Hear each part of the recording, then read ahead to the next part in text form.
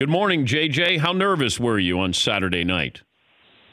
Good morning, Dan. I am far more nervous for this interview right now than I was on Saturday Night Live. No, that's not true. Walk me through the week. I told this to Jimmy Fallon on Thursday, and I said it to everybody at SNL throughout the week. I wish everybody could go through that to see and understand and appreciate what happens at Saturday Night Live and how they put on that show every week. I mean, you start on Monday, and it's some introductions and stuff like that, but you don't pick the skits that you're going to do for the show until Wednesday night at like 9 or 10 p.m.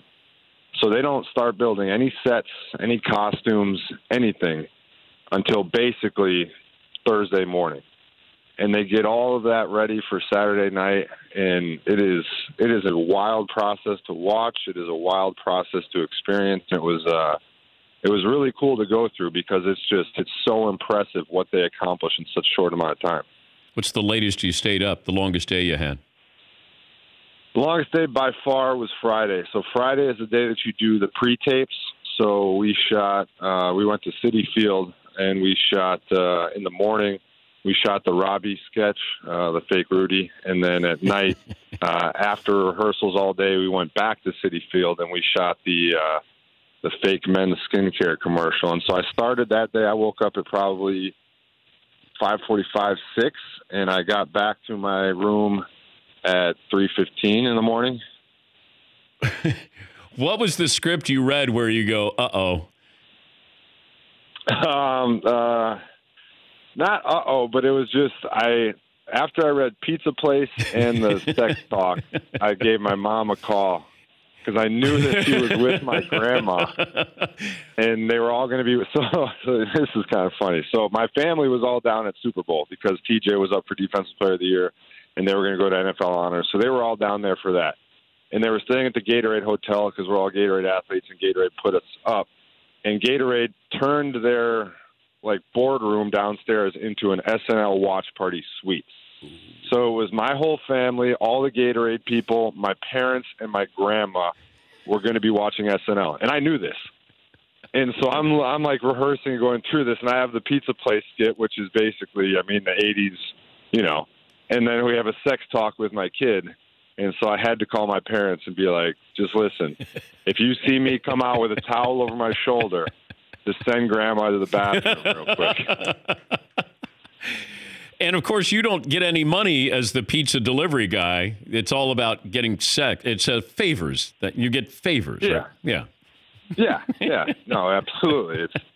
And I never bring back any cash, and there's always something wrong with the pizza. Yeah, it's great. Okay, so right before you're going out there, and let's say you go, do you go out at 11:30 or 11:35 Eastern time, and then yep. What's that like? That 5 minutes, 4 minutes, 3 minutes right before you're ready to go out.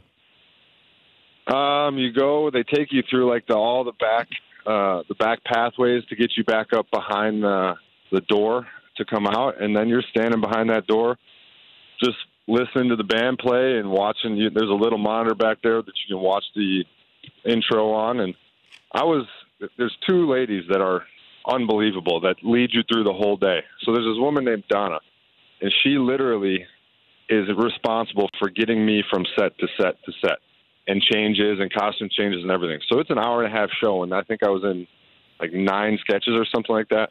So that's 9 wig changes, costume changes. Once was a full prosthetic face. This woman, as soon as you finish a sketch, grabs your hand and is in a dead sprint to the next changing location. And she told me the day before, she said, I don't know if you're going to be able to keep up with me. And I looked at her and I was like, yeah, sure, Donna, whatever.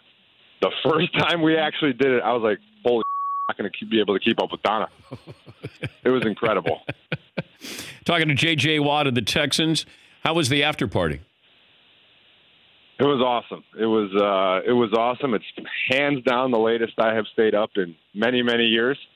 But just having drinks and sitting down and talking to Lorne Michaels and just going over it all and the cast, and had my friends there, my fiance there. It was such a cool moment to kind of be able to come down off the high of the show and just take it all in and have some fun and let it loose.